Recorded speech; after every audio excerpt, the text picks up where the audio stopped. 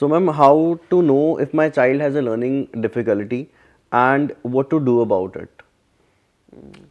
It's a very good question, और आप मुझसे हंस के और इतने क्यूरियोसिटी के साथ पूछ रहे हैं, ये सुन के तो मुझे और भी बहुत अच्छा लग रहा है। क्योंकि अक्सर मेरे पास ऐसा होता है कि जब भी कोई लर्निंग डिफ़िकल्टी की बात होती है तो उसमें एक चेहरे पे थोड़ी सी एंग्जाइटी सी नज़र आने लग जाती है पेरेंट्स की। तो लेकिन मुझे आप ये बताइए कि आपके दिमाग में ये सवाल आया कैसे? Actually,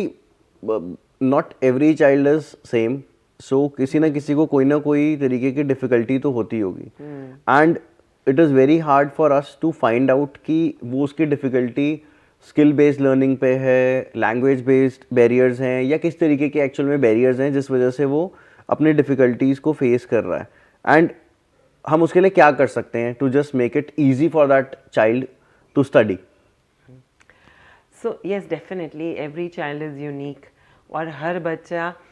बच्चे की स्ट्रेंथ भी अलग होती है और हर बच्चे की डिफ़िकल्टी भी अलग होती है। लेकिन हम जब स्कूल्स में होते हैं तो ओवर द ईयर्स हमने बहुत सारे बच्चों की जर्नी को देखा होता है। लेकिन अगर हम देखें कि कुछ बच्चों की प्रोग्रेस,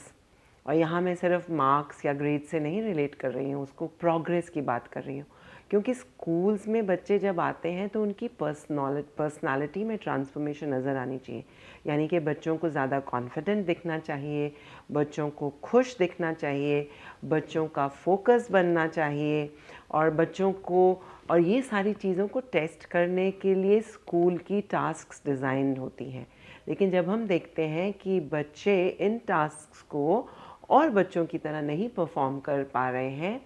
और आफ्टर सेवरल लेट्स से कुछ समय गुजर गया है,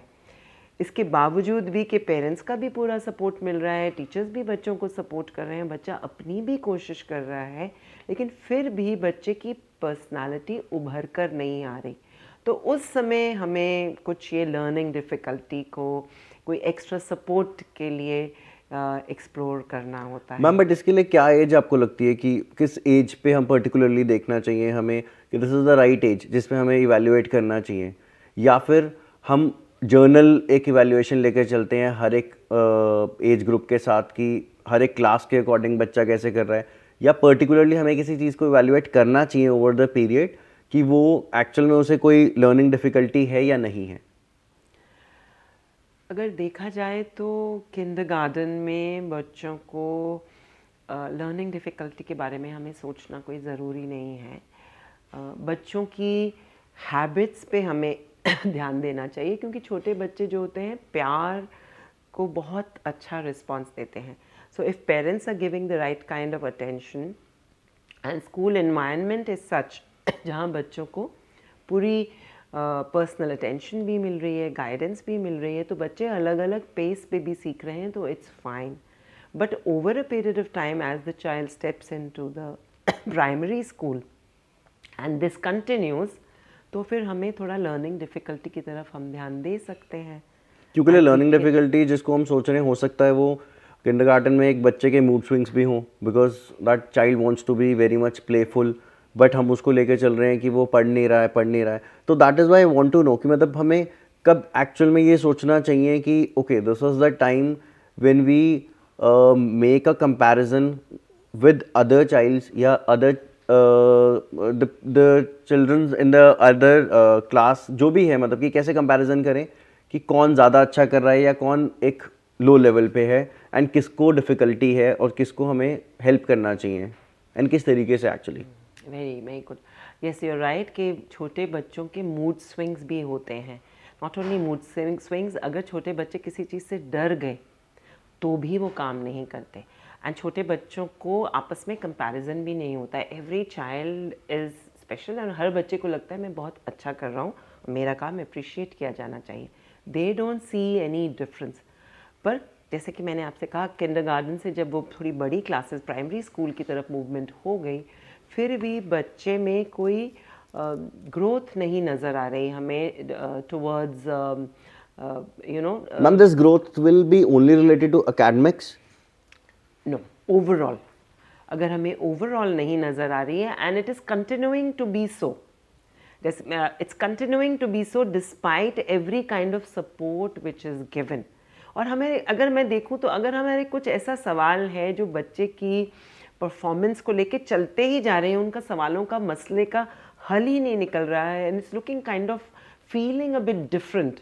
मैम बट वो किस तरीके के सवाल हैं? जैसे कि एक्चुअली ग्रेड्स से सिर्फ रिलेटेड नहीं होना चाहिए, but in a way grades is a very definitive way of figuring out the way forward for the child. लेकिन सिर्फ ग्रेड का डेटा हमें नहीं देखना है कि is the child able to do at least one thing with lot of interest and do it really well. चलो वो पढ़ाई या एकेडमिक्स में नहीं करे कि is the child performing brilliantly in sports, is the child socially well adjusted in class. अगर बच्चे को फीलिंग ऑफ अकम्पलिशमेंट आ रही है और कंफर्ट आ रहा है, वो सोशल रिस्पॉन्सेस से ही बच्चों को आता है। तो and that comes from sense of achievement that the child feels because of the motivation externally. लेकिन अगर आपको कहीं कुछ मिसिंग लिंक फील हो रहा है, then you can definitely explore the possibility of a learning So ma'am, what to do difficulty. about it? So the first thing is कि in case आपको स्कूल में स्कूल से आपको टीचर बताती हैं, बिकॉज टीचर जो है क्लास में सब बच्चों को देख रही होती हैं, तो अगर टीचर आपको कुछ कम्युनिकेट करती हैं कि बच्चे में कुछ अलग सा दिख रहा है या बच्चे को कुछ अलग किस्म की सपोर्ट चाहिए, so that may be a beginning. Mummy अलग तरीके का सपोर्ट मतलब क्या चीज़? जैसे for example learning difficulty, some children are not able to read at the same speed और in the same way other children read, so that is a learning difficulty. Some children are not able to work with numbers the way other children Ma'am, but that is do. not something which is in very journal. It's not general but it's specific. अगर हमें यहाँ पे बच्चे की specific learning difficulty के को recognise करना है, हमारी सारी चीज़ों की कोशिशों के बाद भी जब वो लर्निंग नहीं एड्रेस हो रही है, then we must point towards the specific learning difficulty, and for that we have to take guidance and support of professionals. And professionals तक अगर आप मुझसे पूछेंगे हम कैसे पहुँचेंगे, so that has to come with the guidance of the teacher in the school, and from the teacher to the counselor and through the head of the school. If there is guidance, definitely आपको इस तरफ सोचना चाहिए। तो basically जो है इस तरीके की help is available with in the school itself. तो हमें स्कूल से ही इस चीज़ की शुरुआत करनी चाहिए फिर फेस कि there is some sort of misconnection जो हमें लग रहा है या कोई भी अगर डिफ़िकल्टी लग रही है। स्कूल से शुरुआत करनी चाहिए, and any advice that is given to you, you should take it, and always be observant about your child without a sense of anxiety. Remember, अक्सर हमारे पास पेरेंट्स आते हैं एंड अगर हमने उनको लर्निंग डिफ़िकल्टी के बारे में कम्युनिकेट करना होता है, it becomes a challenge for us, because the moment हम उस तरफ बात भी करना शुरू करते हैं, parents become very anxious. We understand that anxiety, पर एंग्जाइटी में we can not address the child's need. तो एज पेरेंट्स हमें ज़रूर अपने आप को, बच्चे की डेवलपमेंट को ऑब्जर्व करना चाहिए। मैम बट जो डेवलपमेंट है वो डेवलपमेंट हम एज अ जैसे एज अ पेरेंट मतलब घर पे उसको कैसे डेवलपमेंट को हम ऑब्जर्व कर सकते हैं? बिकॉज अगर एक टीचर तो उसको ऑब्जर्व कर रही है ऑन द बेसिस ऑफ कि how the person is studying in the class, या again as we discussed on the basis of the grades that the child is getting in the class, right? तो जब एक parent को जब वो चीज़ देख रहा है तो अपार्ट फ्रॉम ग्रेड्स देख रहा है, तो वो कैसे उस चीज़ के लिए ऑब्जर्वेंट बने कि apart from the grades thing मैं क्या अपने बच्चे के अंदर नोटिस करूं कि उसको एक तरीके की लर्निंग डिफिकल्टी है टू अंडरस्टैंड द थिंग्स, उसके अंदर डिफिकल्टी आ रही है, या जर्नल एक लाइफ में चीज़ें समझने में डिफिकल्टी आ रही है, या वो चीज़ों को ऑब्जर्व उतने अच्छे से नहीं कर पाता है। कैसे इन डेली रूटीन में उस चीज़ों को कैसे पकड़ूं, मतलब एज अ पेरेंट कैसे पकड़ूं मैं उस चीज़ों को? पेरेंटिंग में ना एक इंट्यूशन का बहुत बड़ा रोल होता है, बहुत बड़ा रोल होता है, and that parenting intuition tells you away from the logical brain. देखिए लॉजिक तो अपनी जगह चलेगा ही चलेगा, लेकिन इंट्यूशन से आपको कभी कभी समझ आ रहा होता है कि यहाँ कुछ तो मिसिंग है। जब आपको लगे कोई मिसिंग लिंक है तो आप ज़रूर जाके टीचर से बात कीजिए। क्योंकि लिए मैम जर्नली क्या होता है, हम पेरेंट्स एज बहुत ज़्यादा कंपैरिजन्स में होते हैं, तो कंपैरिजन में तो वी आर ऑलवेज लाइक कि यार इसको डिफिकल्टी है तो पढ़ता नहीं है, तो we are always on the other side, है ना। तो मतलब that is why I am saying कि वो हमें क्या स्पेशल चीज़ें देखनी चाहिए जिन चीज़ों को हम हमेशा लेके चलें कि okay, apart from the journal grading and the excellence जो भी चीज़ें वो कर रहा है, अपार्ट फ्रॉम दैट एक जर्नल लाइफ के अंदर उसकी क्या डिफ़िकल्टीज हो सकती हैं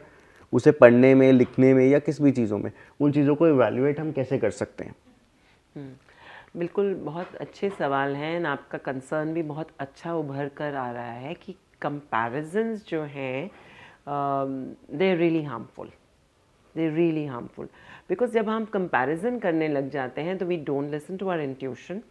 and we don't really get through to the needs of the child. तो कंपैरिजन तो बिल्कुल नहीं करना है, बट येस ये चैलेंज मैं समझ सकती हूँ कि बच्चा तो हमारे पास एक ही है,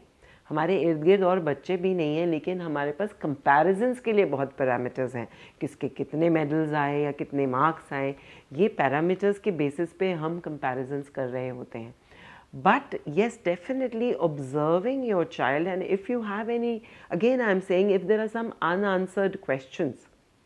जो कॉन्स्टेंटली आते ही जा रहे हैं, don't always attribute it to the fact कि मैं इसके साथ नहीं बैठ सकती या बैठ सकता इसलिए ये काम नहीं करता, इसको तो इंटरेस्ट ही नहीं है पढ़ाई में। कारण ढूंढने की कोशिश कीजिए ना कि इंटरेस्ट क्यों नहीं है। हो सकता है इंटरेस्ट इसीलिए ना हो क्योंकि बच्चा समझ ही नहीं पा रहा, तो try to find out the reason for lack of interest. And हमेशा वो रीज़न इसलिए नहीं होता कि पेरेंट्स बच्चे के साथ बैठकर उनको नहीं पढ़ा पा रहे, हमेशा ऐसा नहीं होता है। इस चीज़ को एक्सप्लोर करने की कोशिश कीजिए कि कहीं बच्चा का lack of interest is not related just to an attitude. हर चीज़ एटीट्यूड से नहीं हो जाती, स्किल के ऊपर भी हमें काम करना होता है। उसके लिए हमें स्कूल जाना पड़ेगा, टीचर के साथ बात करनी होगी, काउंसलर के पास जाना होगा, और जो गाइडेंस मिलेगी उससे हम आगे बढ़ेंगे। एग्जैक्टली, बिकॉज कई बार हमें लगता है कि just because we are not able to give proper time, इस वजह से बच्चा नहीं पढ़ रहा है एंड उसका जो है खेलने में मन लगा हुआ है, तो हम इन चीज़ों को इतना डीप सोचते ही नहीं है कि एक्चुअल में उसका मूड जो नहीं है वो क्यों नहीं है, because that is not something जो वो उसका इंटरेस्ट क्यों नहीं बन रहा है, तो हम उसको ये नहीं समझते कि उसकी डिफ़िकल्टी है इसी वजह से उसका वो इंटरेस्ट नहीं बन पा रहा है। तो we are always more of like कि नहीं यार वो उसका नहीं मन था तो उसने नहीं पढ़ा, तो you are very much right that we need to work it out कि उसका इंटरेस्ट क्यों नहीं है, and if he is actually facing a problem we need to be with that kid and हमें हेल्प आउट करना चाहिए। बिल्कुल, again I am just repeating myself, अगर ये कॉन्स्टेंटली ये प्रॉब्लम आ रही है कि सब कुछ करने के बावजूद भी बच्चे में इम्प्रूवमेंट नहीं हो रही है, बच्चा कॉन्फिडेंट नहीं लग रहा है, बच्चा खुश नहीं लग रहा, खुशी से स्कूल नहीं जा रहा, then you should pay attention to that side.